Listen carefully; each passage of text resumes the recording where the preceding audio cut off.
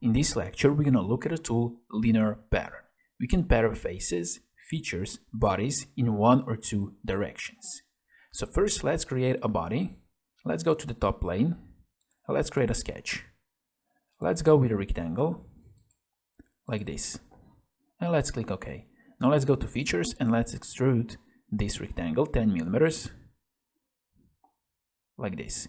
And now, for example, we want to create 5 instances of this solid feature in this direction and 5 instances in this direction. So total we want to have 25 instances.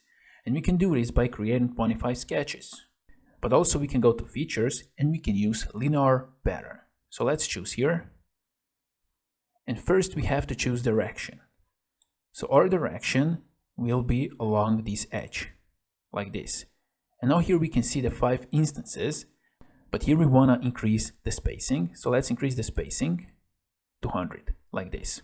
So working with the linear pattern here in features is the same like working with the linear sketch pattern. But instead of sketch, you're making pattern of a solid feature or a body or a face. And also we have here direction 2. So let's choose for direction 2 this edge, like this. Now let's increase the number of instances. Let's go to 5. Let's change direction. Let's check this off, reverse direction, like this. Now let's go down here. Let's open these instances to skip. Now we're going to choose instances that we want to skip. So we want to skip this instance. Let's click in the center. This one, and this one here, like this. And now we can click OK.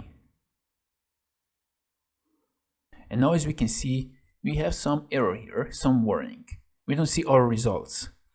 Let's go here and let's check what's wrong. Let's go edit feature. Let's go down. And now as we can see here, we have active features and faces. And we select this body under feature. We have to turn on bodies. So we have to select this body like this. And feature has to be off because this is body. And now we can click OK. And now we can see our result. So you want to make sure what you pattern, a feature, face, or body.